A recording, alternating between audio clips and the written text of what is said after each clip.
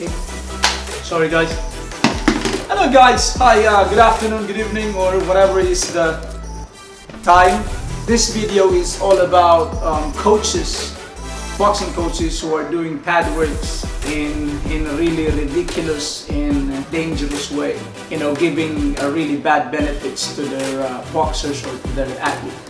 So the most common mistakes of pad work that most of the coaches are doing, that's what we're going to discuss. Alright, first mistakes, position of the pads, the way we catch punches, the way we give instructions to our boxers. It's like what I'm talking to, you know, my mentor over here. It's not being addressed properly. The pad doesn't even know how to punch, doesn't even know how to correct and observe the wrong positions or the wrong stance of a boxer, the wrong technique of jab and cross and hooks and uppercut. And my mentor was actually discussing about, you know, coaches who are just hammering the punches while giving some combinations. They looks like they're actually killing flies, you know, flies on the punch, on the knuckles, on the gloves, and then they're just hammering it. And combinations that we don't really know what was the aim of every combination. You know, uppercut, same uppercut, right? So much movement. You could really seize it and there's no aim, there's no purpose, the technicalities are really off. So my mentor was telling me, like, you know, let's create some videos that will address those issues and let's give awareness.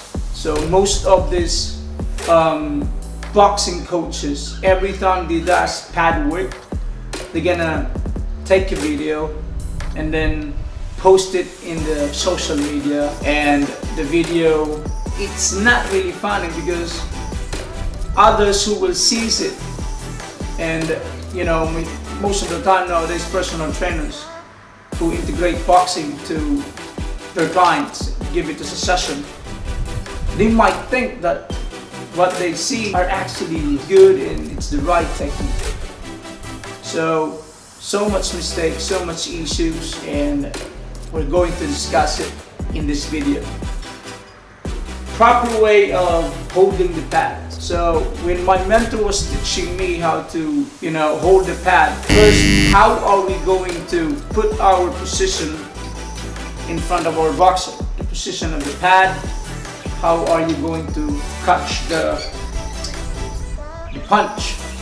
How is your left and right hand going to be in terms of positioning? And what is your arm position, or I would say angle, when you ask, let's say you asked for a jab, you ask for cross, you ask for hook and uppercut.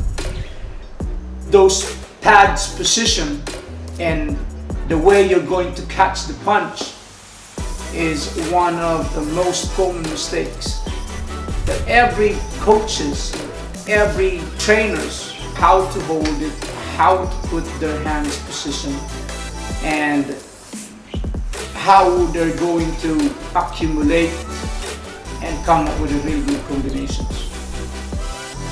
So, position of the pads.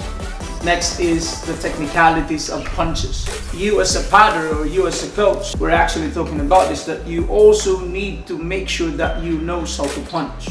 Because if you don't know how to punch, how are you be able to correct the bad technique if us ourselves doesn't know how to punch?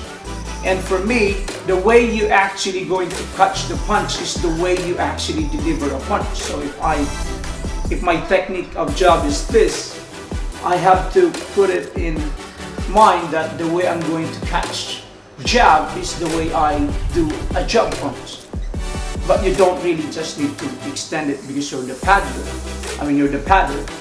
You just need to move to that direction as if you are giving a punch jab. And that's the way you catch punches. Hooks, elbow needs to be aligned with face and shoulders. Uppercut needs to be addressed. That uppercut is, the aim is for the chin, so the pad needs to be positioned to where the target needs to be. And my mentor also asked me how are you be able to be effective in terms of catching these punches, movements, footwork and head movements. You also need to make sure that you spend at least minutes on rehearsing with your boxer, with your client, because that address and that gives you a really safe way of doing this boxing session, because it will give you the good rhythm. It's considered as a warm-up, and the rhythm of your puncher and the rhythm you as a padder we're going to connect, and getting hurt like your boxer's elbow, wrist, or maybe shoulders, and you're not wasting some energy, because if you're missing the pad and your boxer missing it, it's actually exhausting, it's actually tiring, it's quite dangerous for your client's elbow. So that's why rehearsing or warming up, getting the rhythm, getting into the rhythm, both you as a coach and your client, and that's one of the most important thing. I also want to address the way you give cues. There are so many cues that we can consider. My mentor right here told me like some of the coaches nowadays, because they really knows each other. I mean, they already knows the boxer. They're just actually giving some gestures, some sign. I'd say, for example, if I'm gonna do this, the boxer's already aware that he needs to deliver a jab. But for me, the most important thing in coaching when you're holding a pad is it needs to be verbal. You need to make sure loud and clear what you want the boxer to deliver. It's a jab, cross, or jab straight to uppercut, and you always rehearse to that, to that instructions or combinations. You always, start with a slow pace, and then by the time the slow pace is actually perfect, then that's when you're gonna ask your boxer to give me a high impact or fast-paced moving punches or combinations. And then last but not the least is accumulations of punches, or I would say combinations. We don't just, start with a combination and then end up with a single punches. We always want to start from one punch, and then from there we're going to accumulate it. We're going to think about realistic combination. My mentor right here told me like nowadays there's so much orthodox combinations that we don't even think before, we don't see it before, but nowadays in the industry of boxing it's actually happening. So you could start with uppercut, then fix the uppercut, every technique and the rhythm, and then come up with a hook, or same do uppercut and the same arm combined with a left hook, left uppercut.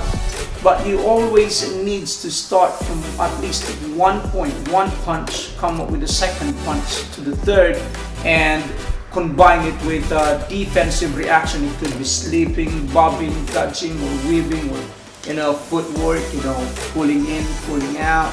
But you always needs to start from one movement, one punch.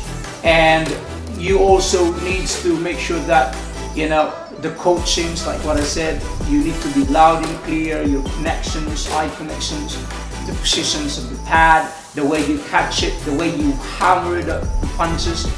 We don't really want your boxers to get hurt, more especially if your boxers is looking forward or preparing for a fight, for an event. You have to make sure that you're not going to injure your own athlete. Padders or coaches nowadays, these are the things that we need to consider. And then my mentor here told me like, most of the coaches nowadays, they're just looking forward about fitness, sweat it out, make them tired, and then let's get the money. You're a coach.